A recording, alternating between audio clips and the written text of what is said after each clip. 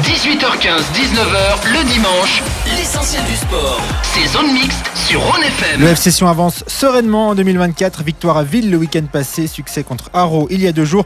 On parle football en ouverture de cette émission avec Stéphane Grichting. Ensuite, on ouvrira une grande page hockey sur glace en 2 parties. On se penchera sur la saison des 3 équipes valaisannes de Swiss League. Sierre et Viège sont en play-off. Pour le néo-promu Martigny, la saison est terminée. Alain Bonnet, Sébastien Picot et Daniele Margitola seront avec nous en studio pour évoquer les trajectoires de leurs clubs respectifs. Football et hockey sur glace, c'est Zone Mixte jusqu'à 19h sur Rhône FM. On va parler de football dans quelques instants. Bonsoir Stéphane Grichting. Bonsoir. Vous êtes ancien joueur du FC Sion, ancien international suisse aussi. Vous êtes là pour évoquer l'actualité du ballon rond. Mais on sait que vous travaillez aussi avec Patrick Flaxion dans la société Elitement, qui est en charge de la préparation physique de certains skieurs, notamment Loïc Meillard, 2e aujourd'hui à Chamonix, derrière Daniel Yule, qui a aussi collaboré avec votre structure dans le passé. Que vous inspirent ces performances, ce doublé historique pour les slalomeurs helvétiques? Oui, magnifique remontada, comme on pourrait dire, pour Daniel. C'est vrai que c'est une piste qui est vraiment prévue pour les grosses remontées. Et puis une confirmation aussi de Loïc qui fait son 2e podium de la saison. Donc là, il est vraiment lancé. Ça fait vraiment plaisir pour la suite de la saison. Daniel Yule et Loïc Meillard qui ont, dans leurs interviews respectives, rendu un vibrant hommage à tout le staff, aux entraîneurs en particulier, leur coach technique de chez Swiss Ski. Mais on imagine que ça englobe aussi tous les préparateurs physiques, tous les gens qui contribuent à ces succès. Vous en faites un petit peu partie. Ouais, les pièces du puzzle sont vastes et variées pour un athlète de haut niveau, surtout pour le ski. Donc oui, bien évidemment que tous les entraîneurs techniques ils font un gros travail, surtout aussi Matteo Joris qu'on connaît bien aussi. Donc c'est vrai que ça fait vraiment plaisir de les voir au sommet, de Valaisans au sommet. Mais tout le travail de l'ombre, bien évidemment que là c'est sympa quand ça rejaillit comme ça. Zone Mixte, le débrief. Et oui, après les succès du ski alpin, on en vient donc au football. Encore une victoire solide pour le FC Sion, 2-0 contre Haro vendredi soir à Tourbillon. Doublé de Théo Bouchelarem en première période. Un succès avec un poil moins de maîtrise dans le jeu que celui obtenu à Ville une semaine auparavant. Mais tout de même, la formation valaisanne dégage une impression de sérénité. Stéphane Grichting, vous partagez le constat? Oui, vraiment serein, très stable. Donc ça, c'est vrai que c'est vraiment un point qui est hyper important. Stable dans l'effectif, mais aussi dans la composition de l'équipe. Donc à partir de là, les joueurs sont en confiance. Le FC Sion a de loin la meilleure défense. Donc même quand elle est un petit peu moins, sur ce match de vendredi où Haro a eu 65% de possession de balle, ils ne sont pas affolés. Et on savait qu'ils n'allaient pas prendre de goal ce soir-là.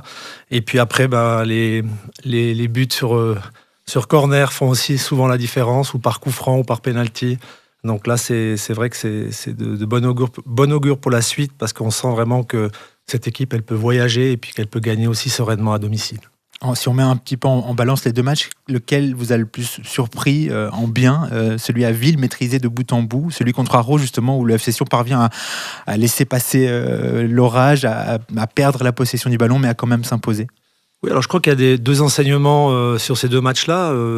Certainement à Ville, on ne pensait pas que sur un premier match de reprise, on ne savait pas où se situait le FC Sion. Alors, ils n'avaient fait que 3 matchs amicaux, mais on savait aussi qu'il y avait eu très peu de changements, donc ils allaient être tout de suite performants. Donc gagner 4-1 à Ville, c'est jamais facile, sur le synthétique aussi, et c'était vraiment bien maîtrisé, donc ça c'était vraiment très intéressant. Et puis sur ce match contre Haro, là par contre on a vu cette solidité qui rejaillit maintenant sur le groupe. Didier Tolo avait dit qu'Haro était la meilleure équipe intrinsèquement parlant. Oui, ça s'est vu. Ils avaient beaucoup de touchés de ballon. Par contre, au niveau offensif, Alexander Frey a encore un peu de job. Ce qui ressort aussi de ce FC Sion version 2023-2024, c'est que les pauses, trêve internationale et la longue interruption hivernale ont été plutôt bien négociées. Le FC Sion revient toujours en ayant franchi un petit palier. Oui, parce qu'il y a la rigueur du travail aussi. Donc là, la confiance est là. Didier a remis vraiment l'institution du FC Sion au sommet de la pyramide. Et ça se voit. Donc on a le président qui parle de moins en moins, sauf pour invoquer le stade ou l'académie ou autre. Donc ça, c'est vraiment des bonnes nouvelles. On sent que c'est serein et puis que la rigueur du travail est là. Donc à partir du moment, c'est sûr que ça se voit après, ça rejaillit sur le terrain. stabilité, c'est le maître mot. Également donc pour ce qui se passe sur le terrain avec dans le 11 titulaire Timothy Fayulu, Nouman Avanchi, Joel Schmidt, Reto Ziegler, Nia Sefti. Milieu de terrain avec Liam Chipperfield, Kevin Bua, Alika Bakelman et Théo Bouchlarem. Et puis Chouaref en soutien de Sorgic. Là encore, voilà, c'est la stabilité prônée par Didier Tolo avec des résultats concrets. Oui, avec des résultats concrets. Maintenant, tout le monde sait le rôle qu'il doit jouer dans cette équipe-là. Et puis après, on a encore des munitions derrière qui peuvent appuyer aussi pour rentrer en cours de match. Donc, c'est ce qui a été fait aussi avec, par exemple, un Bernaïes qui peut rentrer, qui peut être aussi un titulaire, mais un Balthazar aussi, un Rousseff qu'on a vu quelques minutes contre Haro. Donc, on verra comment il va pouvoir s'intégrer dans cette équipe. Mais à partir du moment où il n'y a que 1 ou 2 joueurs, et Kian Kronig aussi qui va revenir en nombre derrière, quand il y a 1 ou 2 joueurs à intégrer, c'est beaucoup plus facile que quand il y en a 12 qui partent et 13 qui reviennent. Même Reto Ziegler, le capitaine du FC Sion, avait salué cette stabilité, le fait qu'il y ait peu de mouvements. Voilà, on sent que les traumatismes des précédentes saisons ont laissé des traces. Le FC Sion a appris la leçon. Oui, c'est le meilleur mercato, donc ça c'est clair, quand on peut garder ses cartouches et puis qu'on sait avec quel joueur on peut aller au combat, c'est toujours plus intéressant que de spéculer. On aurait peut-être pu penser qu'à un moment donné, il y aurait eu un attaquant supplémentaire qui serait arrivé, d'un autre profil, donc ça n'a pas été fait. J'ai presque envie de dire tant mieux, parce que c'est mieux de peut-être pas prendre quelqu'un qui déstabilise le groupe, que de prendre quelqu'un pour le prendre et puis comme on a vu par exemple dans un passé pas très lointain avec un certain Balotelli, on voit que ça peut laisser des traces. Donc le 11 de base ou les 15 joueurs qui sont là pourront mener ce FC Sion en Super League. Vous avez beaucoup d'expérience, Stéphane Grichting. Est-ce que ça va de pair ? C'est-à-dire, est-ce que la force du collectif peut aussi masquer certaines défaillances individuelles ? Est-ce que c'est la machine qui marche ensemble et qui peut comme ça gommer quelques matchs ratés des uns ou des autres ? Complètement. Oui, complètement. Quand on se rappelle pas forcément des fois du prénom de la personne qui est à gauche ou à droite parce qu'il y a tellement de nouveaux noms qui arrivent, c'est sûr que c'est pas la même chose que quand on a son coéquipier qu'on travaille ensemble à l'entraînement, qu'on fait les efforts ensemble. Des fois, on est moins bien et c'est toujours agréable quand son latéral ou son gardien ou son 6 peut faire un peu l'effort parce qu'il se sent mieux. Et puis, c'est vice-versa et c'est ça qui fait aussi la différence. Et là, on sent vraiment une vraie harmonie sur cette équipe-là actuellement. La gestion des égos est d'autant plus simple quand il n'y a pas de nom qui rejaillit, d'individualité très forte, trop forte. Oui, tout à fait. Et là, je pense que Didier a fait un gros travail là-dessus. Il a vraiment choisi son équipe suite à la relégation. Il a fait beaucoup de tri.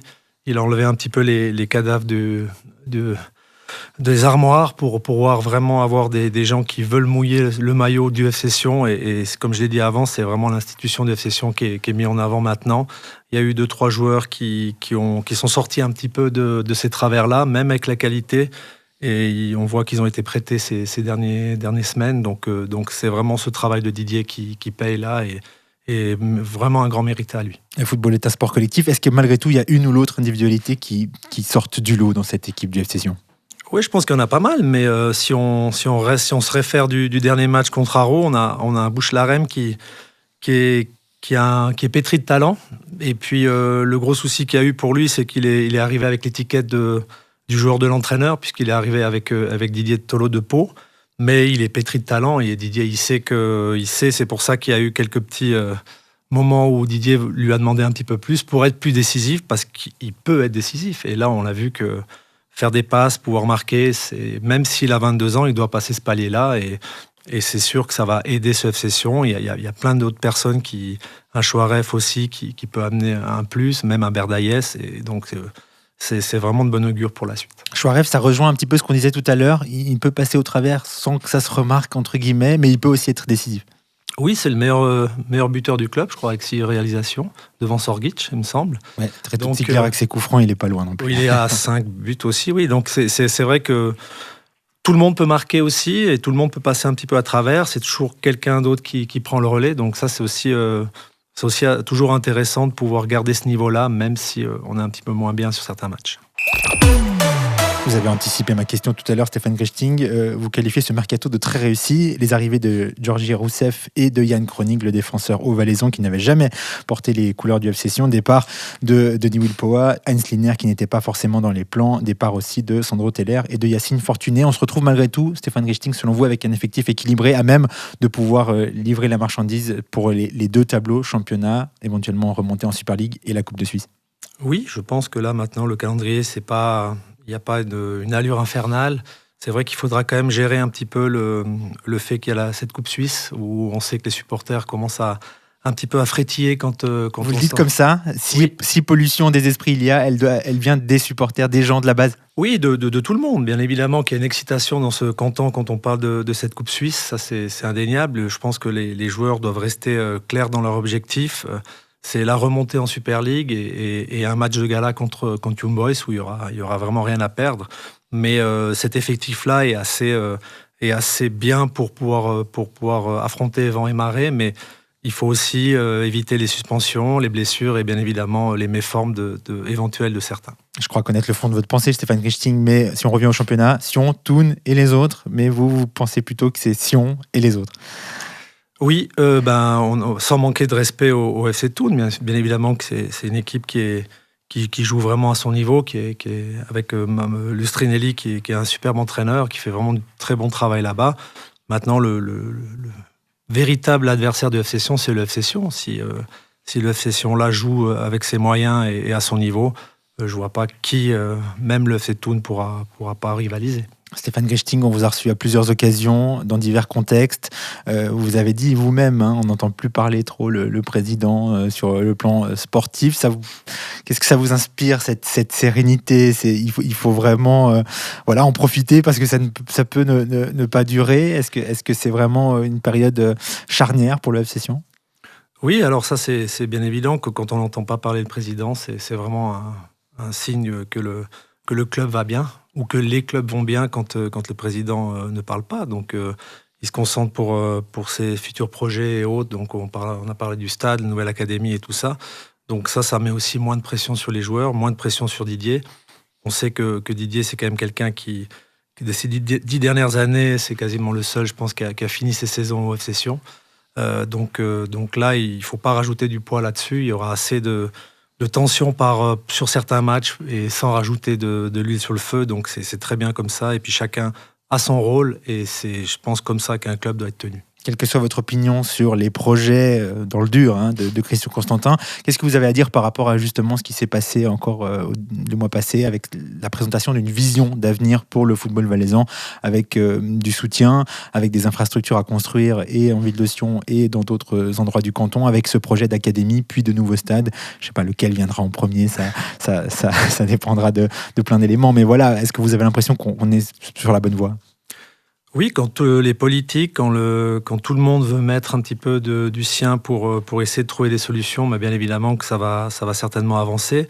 Maintenant, j'étais quand même déjà joueur du FC Sion quand on parlait du stade à Sion. Vieux dossier. Donc c'est un très vieux dossier. Donc voilà, mais je suis tout à fait d'accord avec Christian pour dire que Sion, c'est le dernier stade qui n'a pas été rénové. Donc on a Ville, on a Xamax, on a même des petits clubs qui ont été faits mis à part le Slow et puis Verdon qui ont peut-être pas forcément un standing qu'on attendait de Super League, mais sinon c'est quasiment le seul stade qui n'a pas été rénové par rapport au standing de FC Sion, d'un club comme le FC Sion. Donc oui, mais l'académie, bien évidemment qu'il faut se pencher pour nos jeunes, qu'il faut avoir des projets, il faut une vision, parce que on veut de nouveau avoir des jeunes footballeurs valaisans qui jouent en équipe nationale, donc ça passera par là.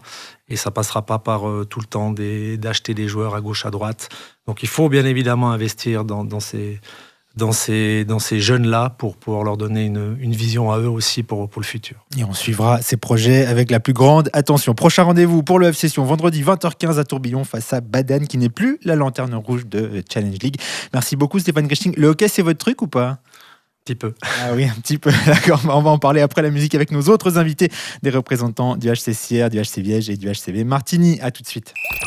Ok, sur glace, la saison régulière de Swiss League est terminée. Après 45 matchs, la Chaux-de-Fonds a terminé devant Bâle au classement. 5e position pour le HCCR, 7e place pour Viège, 9e rang pour Martigny qui ne verra pas les playoffs.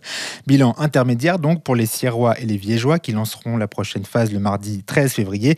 Bilan final pour le néo-promu Martignorin qui voit sa saison 2023-2024 s'arrêter de manière un peu précoce. 3 invités pour évoquer cette actualité. Daniele Margitola va nous rejoindre dans quelques instants. On fera une espèce de changement volant, mais Sébastien Picot, directeur général du HC Viège, est bien là. Bonsoir. Bonsoir, Hugo. Et Alain Bonnet, président du HCCR. Bonsoir à vous. Bonsoir. Alors, premier tour de table, messieurs, en attendant l'arrivée, le jaillissement de Daniele Margitola. Exercice particulier, je vais vous demander de parler de tous les clubs sauf du vôtre, sauf celui que vous représentez. Alain Bonnet, est-ce que vous pensiez que la hiérarchie valaisanne serait celle-ci au terme de la saison régulière ? Pas forcément, parce qu'on sait qu'il se passe beaucoup de choses dans le championnat. Autant Viège qui a vécu peut-être une saison un petit peu plus difficile que Martigny qui a fait aussi une saison qu'on ne s'attendait pas parce qu'ils étaient pratiquement toute la saison au-dessus de la 8e place. Donc c'était un championnat qui était un petit peu surprenant, mais c'est aussi la beauté du sport. On dit qu'on ne doit pas parler de son club, mais nous aussi on était un petit peu surpris parce qu'on pensait aussi être un petit peu mieux, mais voilà, c'est comme ça. Sébastien Picot, vous aussi, vous avez été surpris par le dénouement après ces 45 longs premiers matchs de la saison ? Partiellement, c'est vrai que il n'y a pas eu une équipe qui était en général qui a complètement dominé le championnat comme ça s'est vu peut-être aussi un peu par le passé. Je crois que chaque équipe a un peu eu ses moments de creux. Personnellement, j'avais dit en début de saison qu'il fallait se méfier de Martigny.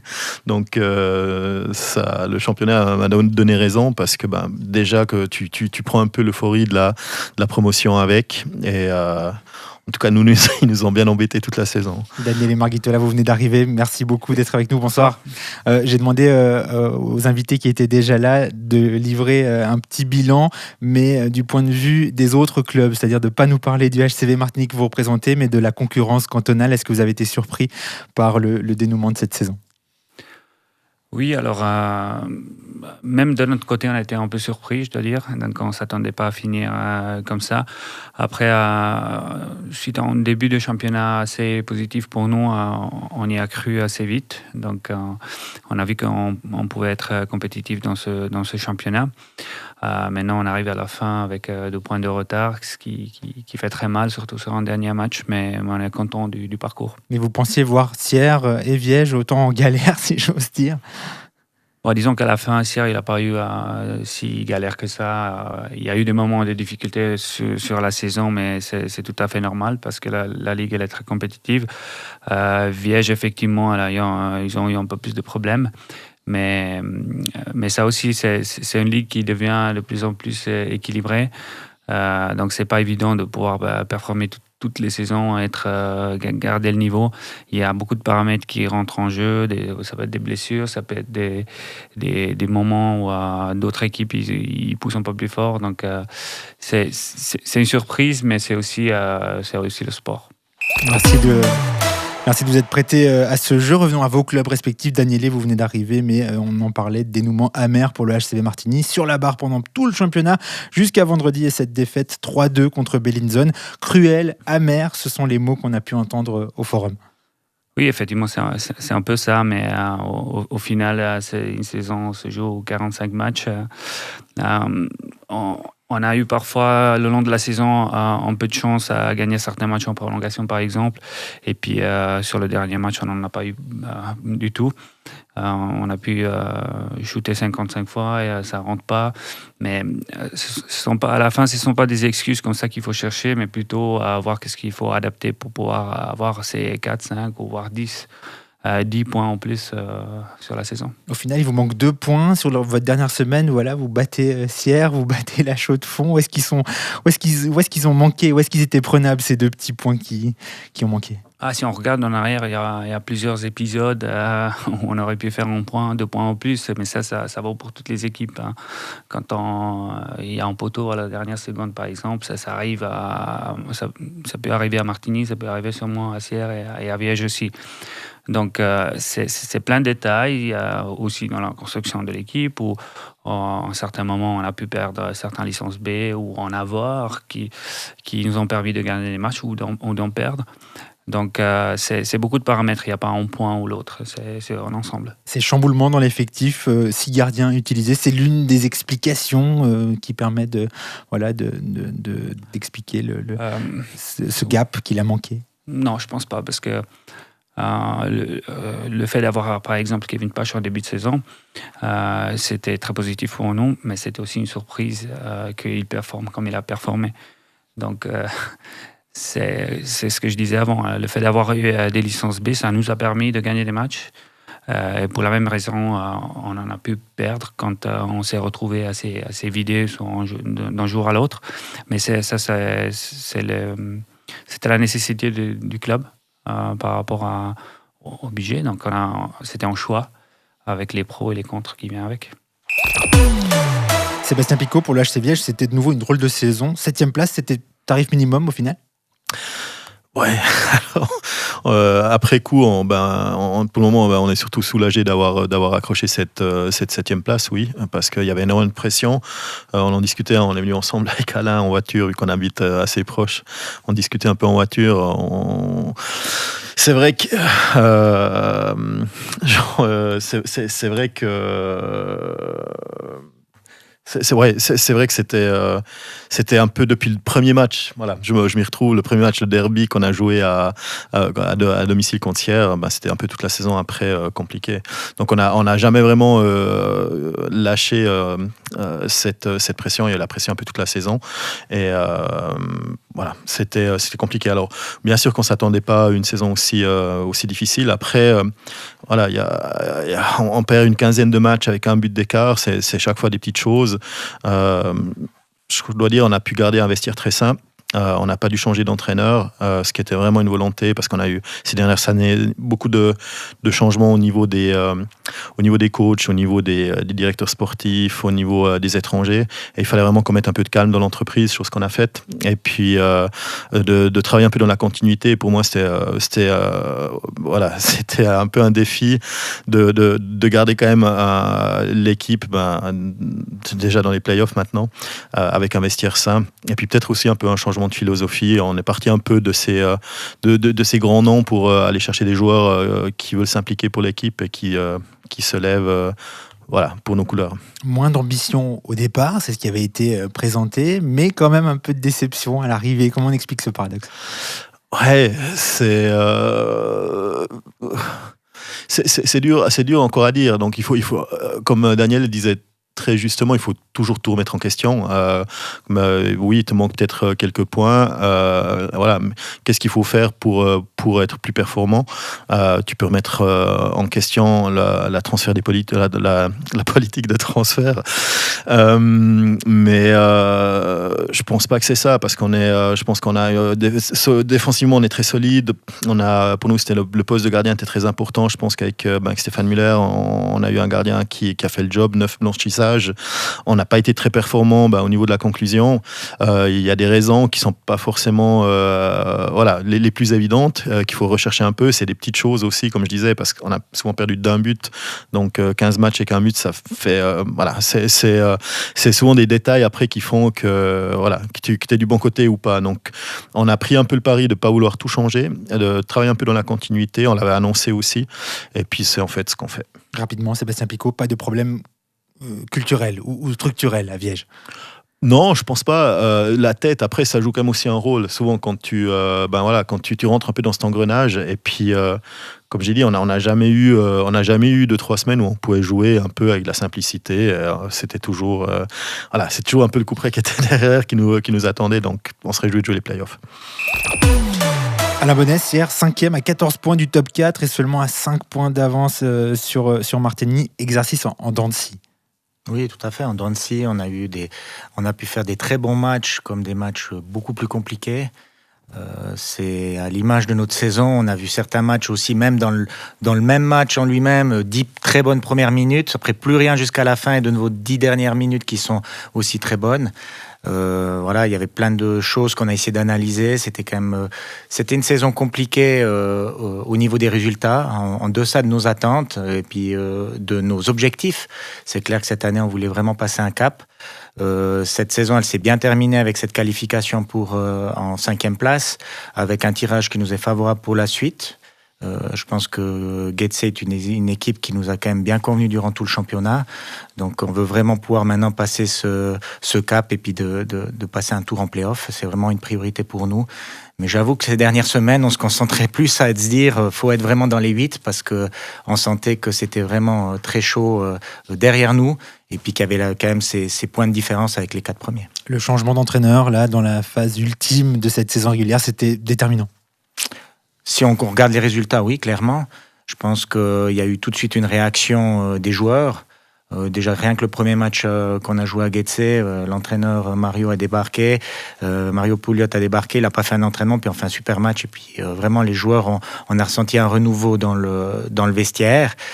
C'était vraiment le dernier moment pour nous pour le faire. Et puis, on est content des résultats de cette fin de saison. Mais on était aussi très satisfait du travail effectué par Yves Sarraut, son prédécesseur. Mais malheureusement, c'est un peu la loi du sport.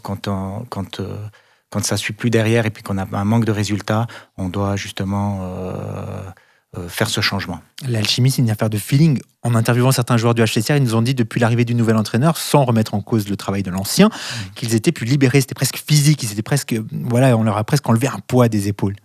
Oui, je pense. Ça faisait 1 année et demie qu'il était là. C'était un entraîneur aussi très exigeant, aussi exigeant au niveau physique, mais aussi au niveau tactique. Puis on a senti un petit peu sur ces derniers matchs que les joueurs jouaient un peu. On dit toujours la canne serrée dans les mains.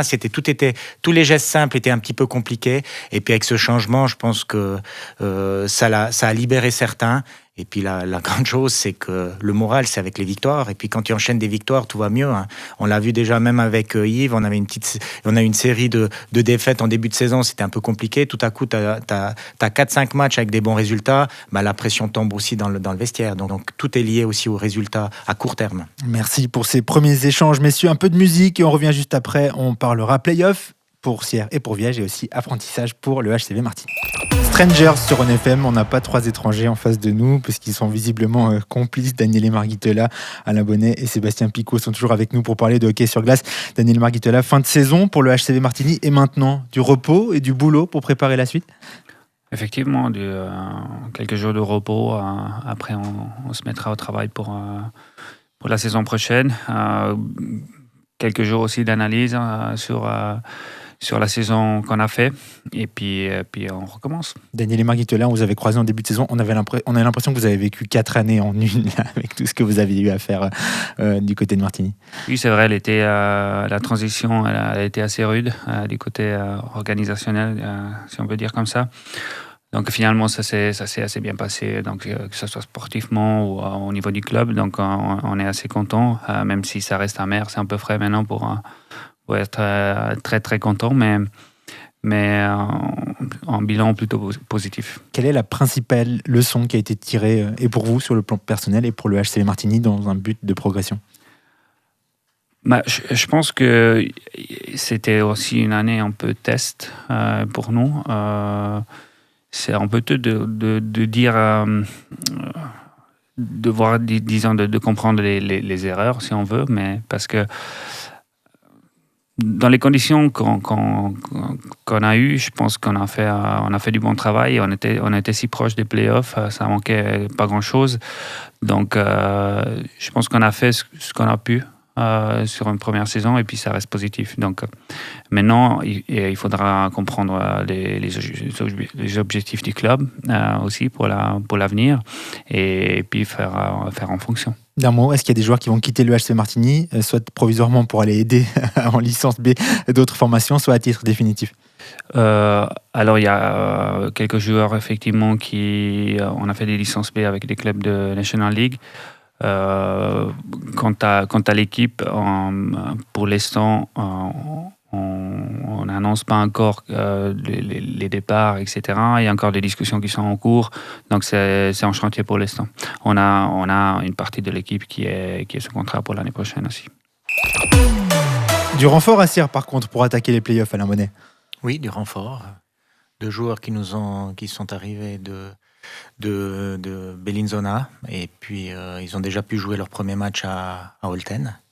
Donc, on est très content de les accueillir. On avait quand même un petit souci d'effectif plutôt derrière, avec plusieurs joueurs qui étaient blessés, qui sont blessés toujours. Donc, on est content d'accueillir ces joueurs pour ces playoffs. C'est toujours un peu particulier ce mercato en cours de saison, là, même entre clubs du même championnat, de la même ligue. Oui, à ce règlement des licences B jusqu'au 31 janvier. Après, ce qui est un petit peu frustrant aussi pour cette fin de championnat, c'est clair que ça peut fausser le championnat quand des équipes se retrouvent décimées pour le dernier match, comme le dernier match était le 2 février. Donc, c'est peut-être quelque chose à revoir aussi entre nous par rapport au règlement de la Swiss League. Mais je pense que c'est aussi intéressant pour les joueurs sportivement qui ont fini la saison de pouvoir continuer à jouer dans un club qui a des ambitions, puis de pouvoir faire les playoffs. Des ambitions, Alain Bonnet. Si je vous dis que votre plus gros chantier, il est hors de Graben, et c'est le projet de la nouvelle patinoire, vous êtes d'accord, ou le sportif rejaillit quand même au premier plan? Non, je ne suis pas tellement d'accord parce que tout est lié. Je pense que pour nous, c'est très important d'avoir une première équipe compétitive. Et c'est pour ça que durant l'été, on a fait des gros transferts pour avoir une équipe qui est plus qualitative, avec des ambitions aussi à la hausse. C'est la première année qu'on a clairement dit qu'on espérait, qu'on désirait le top 4, même si ça s'est pas fait. Le projet patinoire est important pour le futur du club. Mais le sportif est aussi très important pour pouvoir prétendre avoir une nouvelle patinoire aux dimensions. Et ce projet est quand même un projet très important. Donc c'est important d'avoir un club très compétitif. Dernière question pour vous. Chris Maxorley, atout majeur, à double tranchant parce qu'il prend de la place. Chris Maxorley est un membre du conseil d'administration. C'est quelqu'un qui vit beaucoup le hockey, qui vit ce projet aussi de patinoire. Il est très impliqué. C'est une chance de l'avoir. Je dis toujours que par rapport aux investisseurs qui viennent aussi pour l'aspect infrastructure, c'est une réelle chance d'avoir des gens motivés qui veulent développer un nouveau quartier en ville de Sierre. Et je pense d'avoir Chris dans notre conseil d'administration, c'est un réel atout pour la suite. Des fois, il faut un peu le cadrer. Il a aussi compris comment fonctionnait la mentalité valaisanne et sierroise, et il est vite rentré dans le bain, et on est très content de l'avoir. Sébastien Picot, c'est un nouveau championnat qui démarre. Est-ce qu'on peut le présenter comme ça ? Oui, absolument. On joue 45 tours pour mettre les pendules à zéro. Après, comme Alain l'a dit, là ils vont jouer Getse, je crois, où les a battus 4 fois sur 5. Donc, je pense qu'il y a quand même aussi un petit peu de ce qui s'est fait avant qui est pris avec, mais ça compte plus. Donc, c'est clair qu'on remet les pendules à l'heure. Et puis, il y a déjà eu beaucoup de surprises par le passé. Bâle, ça sera un contradicteur assez fort. Peut-être une équipe que les observateurs ne voyaient pas aussi bien classée, tenir tête à la chaux de fond jusqu'à la dernière journée. Oui et non, parce qu'ils ont pris un peu le meilleur de Langenthal avec le directeur sportif au niveau des 3-4 joueurs qu'ils ont transférés pour compléter une équipe qui était déjà pas mal l'année de la promotion. C'est évidemment, c'est une équipe très forte. Ils sont quasiment premier ex-aequo avec Chaux-de-Fonds, donc il n'y a pas besoin d'avoir trop de doutes là-dessus. Après, on vient de les battre 6-2 chez eux, donc on sait qu'on aura nos chances. Et puis un mot sur le jeu d'influence dans cette Swiss League, parce que vous venez d'évoquer un cas très particulier, Langenthal qui disparaît, qui renforce plus ou moins une équipe et pas les autres. On sait que certains clubs sont, si ce n'est affiliés, en tout cas ont des très très bonnes relations, et ça, du coup ça range le coup parmi. Est-ce que les équilibres de la Swiss League ont fondamentalement changé ?